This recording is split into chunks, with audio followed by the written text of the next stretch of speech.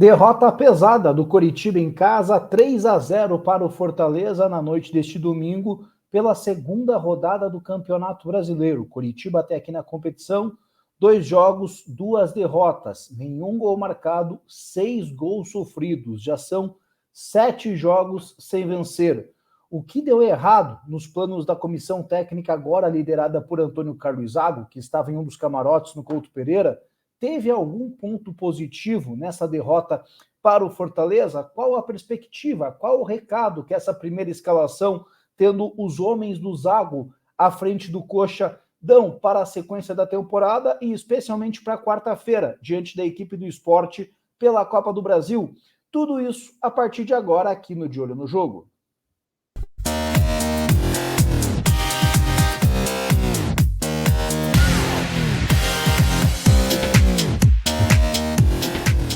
Começando com o pedido de sempre, por favor, se inscreva aqui no canal, dê esse voto de confiança ao De Olho no Jogo. A meta é chegar a 8.000 inscritos, então, alcançando esse objetivo, faremos um sorteio de camisa do Coritiba, do Atlético, do Paraná Clube, para todos vocês que curtem o canal. Se você já é inscrito, espalhe para seu amigo, familiar, colega de trabalho, de faculdade, de colégio, enfim, com quem você curte falar sobre futebol, especialmente o futebol paranaense, tendo um domínio aí, é claro, dos jogos da dupla Atletiba. Então, conto com a colaboração de vocês para chegar a essa meta aí, 8.000 inscritos, objetivo sendo alcançado, sorteio de camisa do Coxa, do Atlético ou do Paraná Clube, para vocês aí que fazem parte aqui do canal.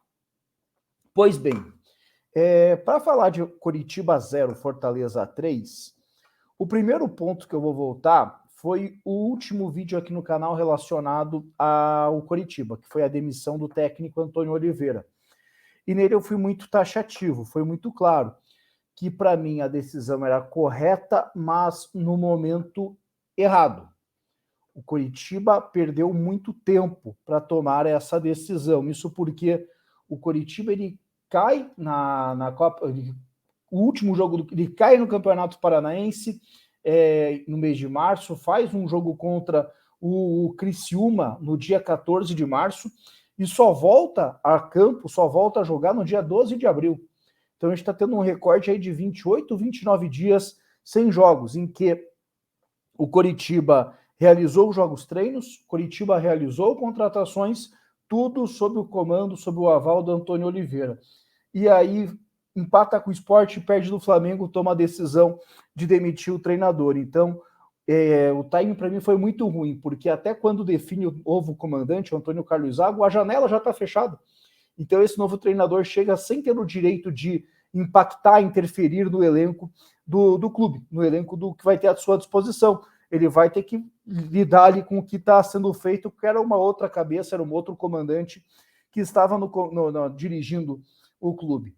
E para piorar essa falta, essa perda de tempo, a semana do Coritiba foi muito enrolada. Porque Coritiba perde do Flamengo 3-0 no Maracanã, da entrevista coletiva Antônio Oliveira ao lado do presidente Glenn Stenger, numa sinalização que não teria mudança.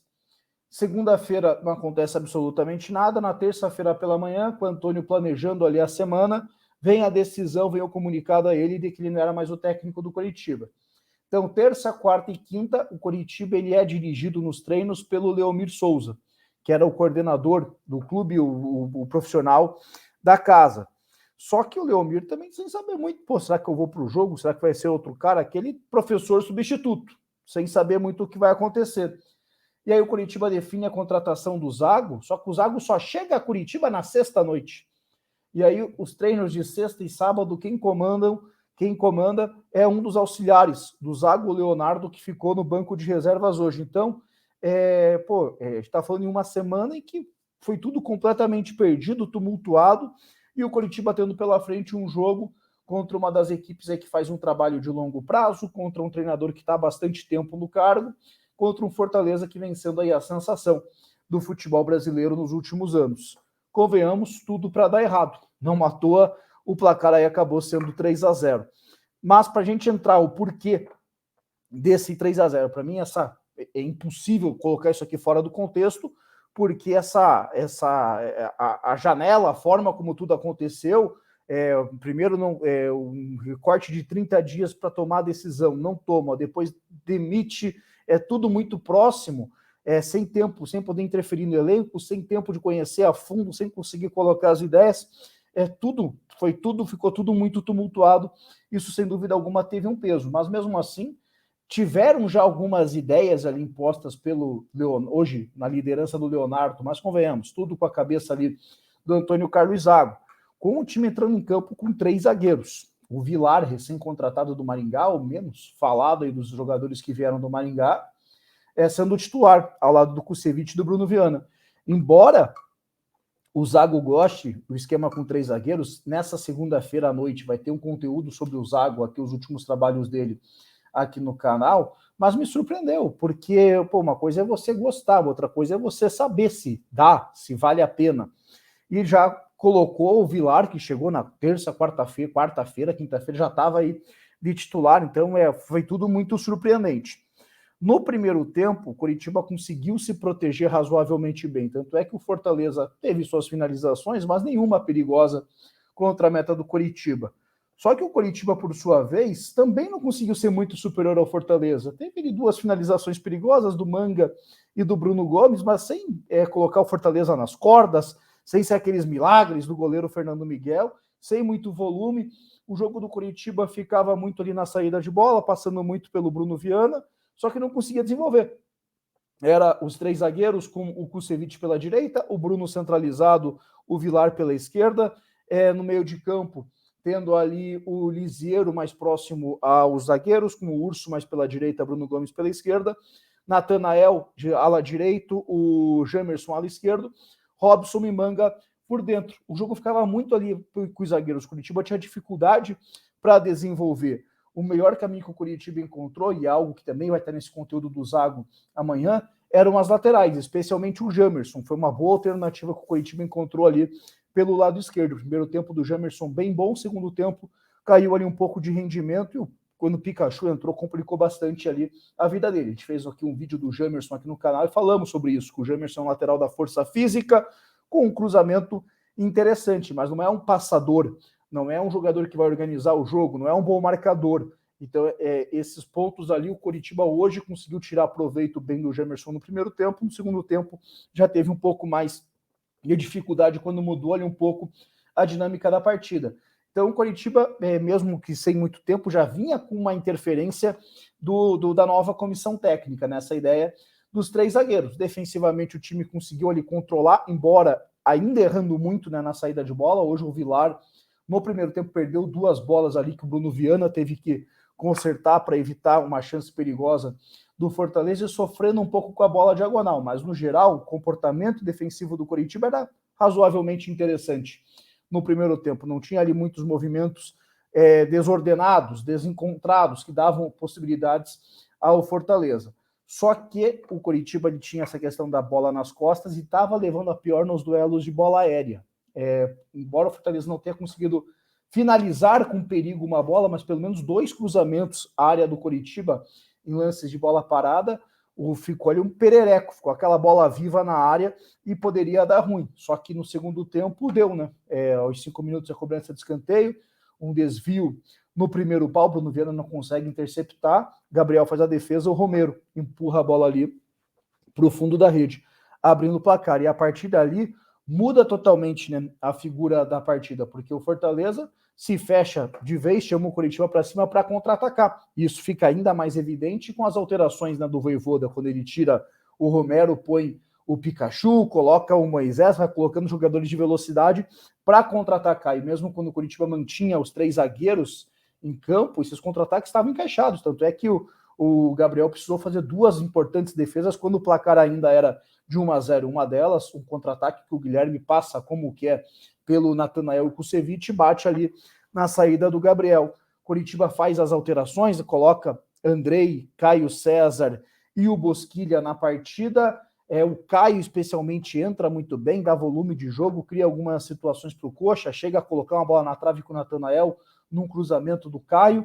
Caio se torna o jogador mais perigoso do Coritiba na partida. Só que o contra-ataque estava desenhado. E aos 36, 37 minutos, Moisés puxa o contra-ataque, serve o Pikachu, o Vilar fica na indecisão, se pressiona, se recua, o que faz, no fim não fez nada, Pikachu mandou bola na gaveta ali, 2-0 Fortaleza, e a partir dali Curitiba desaba, Curitiba desmorona, se entrega por completo, fica aquele ambiente ruim no estádio Couto Pereira, de cobrança, vaia, muito protesto, Fortaleza marca o terceiro gol em um novo contra-ataque, o Vilar tenta fazer a linha de impedimento, dá condição ao Pikachu, que fica cara a cara com o goleiro Gabriel, mata ali a partida 3-0, e no fim Fortaleza teve chance de marcar o quarto gol ainda, o Gabriel fez 2, 3 defesas, confesso que eu estava num ângulo ruim, já que eu estava trabalhando pela Rede Massa, estava descendo para ir para as entrevistas no gramado, não consegui ver muito bem, mas o Gabriel fez 2, 3 defesas no mesmo lance, poderia ter ficado um placar ainda mais elástico. Então, uma derrota pesada, uma derrota contundente, que eu coloco aí na conta da semana do Curitiba. Curitiba se complicou numa semana, sendo que poderia ter tomado essa decisão, essa mesma decisão. Sai Antônio Oliveira, contrata Antônio Carlos Zago há 30 dias. Antônio Carlos Zago estaria no Campeonato Brasileiro, poderia até estar com esses mesmos resultados, não é esse o ponto para mim, mas poderia ter o Antônio Carlos Zago já sabendo o que funciona ou o que não funciona no Curitiba, indo para esse jogo de quarta-feira contra o Sport, já conseguindo colocar mais influência do que pensa na equipe. É um jogo milionário, aí vale mais de 3 milhões de reais para avançar de fase na Copa do Brasil. O Curitiba vai estar estreando um técnico numa partida como essa. Além disso, poderia interferir na montagem do elenco. Agora, o Zago chegou, a janela fechou somente em julho. Vai ser reaberta, o Curitiba poderá fazer contratações com a cara do Antônio Carlos Zago. Mas, para não falar que tudo é notícia ruim, a ideia dos 3 zagueiros, para mim, foi perigosa a forma como o Curitiba tomou essa decisão, né? Pô, convenhamos, não treinou isso aí, foi meio maluco, assim, no máximo sexta e sábado e bora, vamos pro jogo, mas é uma ideia que eu acho interessante. Para mim, o Vilar não pode ser esse cara, tem que ser ali o Jean Pedroso quando voltar da seleção, ou então o Chancellor. O Vilar, não gostei do jogo dele hoje, mas o Jamerson no lado esquerdo mostrou que tem qualidade, especialmente no primeiro tempo. Natanael, para mim, fez o melhor jogo dele na temporada, teve dificuldade, cometeu alguns erros, eu sei, mas ofensivamente apareceu, conseguiu arrematar, exigiu defesa do Fernando Miguel, colocou bola na trave, defensivamente conseguiu ali alguns bloqueios, algumas interceptações. Então o jogo do Curitiba passará muito por Natanael e por Jamerson. Isso vai estar no conteúdo aqui da segunda-feira à noite. Além disso, o Caio César, mais uma vez, mostrou que não pode ser reserva do Curitiba. Não faz sentido você deixar o Caio no banco para colocar Robson, Potker e companhia. Por outro lado, alguns atletas foram muito mal, né? Já citei o Bruno Gomes, o Bruno Viana também foi bem, tá? Temos que ser justo com o cara. Hoje foi um dos melhores jogadores do Curitiba em campo. Agora, dos que foram mal, então, que foram bem para deixar claro, Jamerson, Caio César e Natanael. Para mim, os 3 melhores do Curitiba, o Jamerson e o Natanael, com a vantagem de terem jogado por mais tempo, mas o Caio entrou muito bem e o Manga teve ali seus momentos, especialmente no primeiro tempo. Agora, os que foram mal, na zaga, né? O menino que veio do Maringá acabou ali se atrapalhando muito em muitos momentos. O Vilar tendo falhas preponderantes até mesmo nos últimos gols da partida, muitos erros em saída de bola. Também, coitado, entrou numa fria, né? Vamos ser justos com o cara, mas não foi bem o Vilar. Júnior Urso, pelo amor de Deus, acho que errou tudo ali. O Júnior Urso não acertou absolutamente nada. Lisieiro muito abaixo também, na minha visão, muito só passe de segurança, não conseguiu desenvolver muito o jogo. E o Robson, mais uma partida ali horrorosa. Mas, enfim, acho que esse é o resumo aí desse Curitiba 0, Fortaleza 3. Agora eu quero saber de vocês, como que vocês avaliaram essa derrota do Curitiba? Acham que eu tô pegando pesado? Acham que eu tô pegando leve? Pô, não teve nada de bom, foi tudo uma porcaria, tomou um passeio em casa ou não? Conseguiram ver pontos interessantes aí pro Coxa? Acham que os laterais também conseguiram ser peças importantes e que vão se desenvolver aí com o passar do tempo do trabalho do Zago, assim como essa questão dos 3 zagueiros. Comentem livremente aqui na caixa de comentários e deixe o seu like. Isso é muito importante para o YouTube, recomendando os materiais do De Olho no Jogo cada vez para um número maior de pessoas. Para fechar, KTO.com, principal site de apostas aí do Brasil, semana de Copa do Brasil. Já no vídeo aqui anterior relacionado ao jogo do Atlético contra o Fluminense, coloquei uma sugestão dos jogos de terça. Agora aqui uma sugestão de aposta dos jogos de quarta-feira. Olha, não vou ser louco de falar para vocês colocarem dinheiro no Curitiba contra o Sport, porque o momento de cada um é complicado, me desculpem, mas fiz aqui uma fezinha relacionada a outros jogos, tá? Flamengo marca mais de 2 gols contra o Maringá, não falo que vai se classificar, apenas que vai fazer mais de 2 gols, pode dar 3-1, 3-2, mas acho que vai marcar mais de 2 gols. Palmeiras ganha da Tombense, Corinthians ganha do Remo. Isso tudo, 2,82 para 1. Você vai lá, deposita 25 pila, assim como eu fiz, setentão de retorno. Então, KTO.com, use o cupom de olho, tudo maiúsculo, tudo junto, você ganha 20% de bônus. Manda aí se você foi na minha, embarcou nessa minha sugestão na KTO.com, se tem outra ideia, outra sugestão, mas acesse lá KTO.com, faça o seu registro, use o cupom de olho, tudo maiúsculo, tudo junto, você ganha 20% de bônus. Um abraço a todos, boa semana e nessa segunda-feira conteúdo sobre Antônio Carlos Zago, o que podemos esperar do novo técnico do Coritiba. Um abraço, rapaziada, uma ótima semana.